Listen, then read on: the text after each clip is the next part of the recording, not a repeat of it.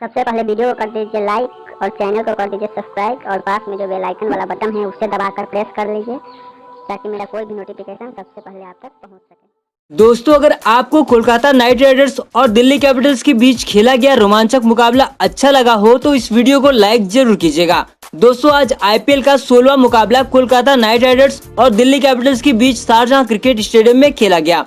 इस मैच में कोलकाता के कप्तान दिनेश कार्तिक ने टॉस जीता और दिल्ली को पहले बैटिंग करने के लिए आमंत्रित किया। तो टॉस हारकर पहले बैटिंग करने आई दिल्ली को उनके सलामी जोड़ी शिखर धवन और पृथ्वी शॉ ने शानदार शुरुआत दिलाई। दोनों ने पहले विकेट के लिए 56 रन जोड़े।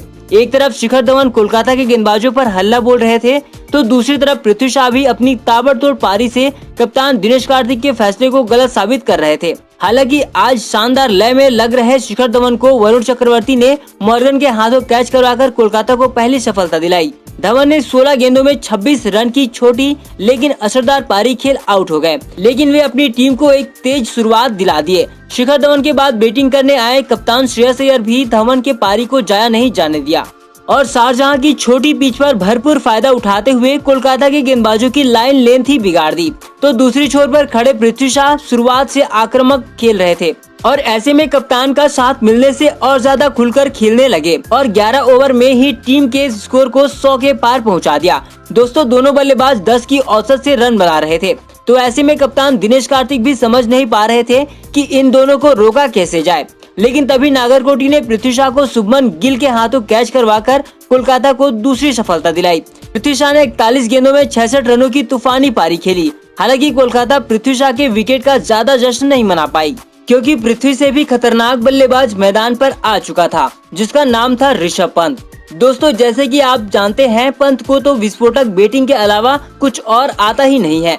तो ऐसे में उनकी टीम को एक अच्छी शुरुआत मिल चुकी थी और इसको उन्होंने बखूबी आगे बढ़ाया और कप्तान श्रेयस अय्यर के साथ मात्र 30 गेंदों में ही 72 रनों की ताबड़तोड़ साझेदारी की और टीम के स्कोर को 200 के पार पहुंचा दिया। हालांकि वे अपनी पारी को अर्धशतक में तब्दील नहीं कर पाए, लेकिन मात्र 17 गेंदों में ही 38 रनों की ताबड़तोड़ पारी खेलकर टीम को एक मजबूत स्थिति में पहुंचा दिया। वहीं दोस्तों, कप्तान श्रेयस अय्यर की तारीफ करनी होगी जिन्होंने आज कप्तानी पारी खेलते हुए एक छोर पर खड़े रहे और 38 गेंदों में 231 की स्ट्राइक रेट से 6 छक्कों की मदद से नाबाद 88 रन बनाए और टीम को 20 ओवर में 228 रनों की एक मजबूत स्कोर तक पहुंचा दिए।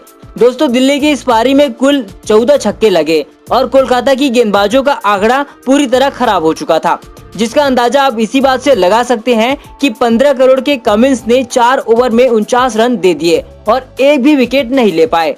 अब दोस्तों, 229 रन अपने आप में ही एक पहाड़ है, लेकिन कोलकाता के पास भी ऐसे बल्लेबाज हैं जो इस पहाड़ को भी ध्वस्त कर सकते हैं। अब दोस्तों, 229 के पहाड़ को पीछा करने उतरी कोलकाता को एक अच्छी शुरुआत की जरूरत थी। तो ऐसे में टीम को सुनील नारायण से एक ताबड़तोड़ पारी की उम्मीद थी, लेकिन दिल्ली के गेंदबाजों ने कोलकाता की इस उम्मीद को जल्द तोड़ दी। एंड्रिस नॉटरजे ने सुनील नारायण को बोल्ड कर 8 रन पर ही कोलकाता को पहला झटका दे दिया। फिर कोलकाता की पारी को शुभमन गिल और नीतीश राणा ने आगे बढ़ाया और 64 रनों की साझेदारी कर टीम के स्कोर को 72 रन तक पहुंचा दिया। लेकिन तभी रन गति को बढ़ाने के चक्कर में शुभमन गिल ने अमित मिश्रा की गेंद पर बड़े शॉट खेलने चले गए, लेकिन गेंद बल्ले से ऊपर लगी और ऋषभ पंत ने एक आसान सा कैच पकड़कर इस बढ़िया साझेदारी को तोड़ दिया। गिल ने 22 गेंद में 28 रन बनाए। दोस्तों, गिल के आउट होने के बाद आज आंद्रे रसेल चौथे नंबर पर आए। आंद्रे रसेल एक ऐसे मसल पावर हैं जो टिक गए तो 229 रन को 2 ओवर पहले ही खत्म कर देंगे और कोलकाता की सबसे बड़ी उम्मीद रसेल ही थे।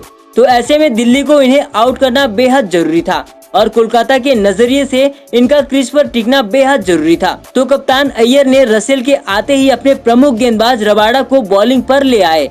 तो रसेल ने अपने अंदाज में रबाडा को भी एक छक्का और एक चौका जड़ दिया, लेकिन लगातार बाउंड्री मारने के चक्कर में रसेल से एक शॉट मिस टाइम हो गए और बाउंड्री पर नॉर्टजे ने उनका कैच लपक लिया और रसेल की 13 रन की छोटी पारी का अंत हो गया और दिल्ली को एक बड़ी सफलता हाथ लग गई।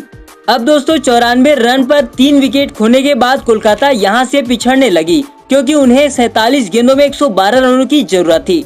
तो वहीं दबाव में अच्छा खेल रहे नीतीश राणा भी 35 गेंदों में 58 रन बनाकर आउट हो गए। राणा आउट हुए तो कप्तान कार्तिक भी कहां पीछे रहने वाले थे।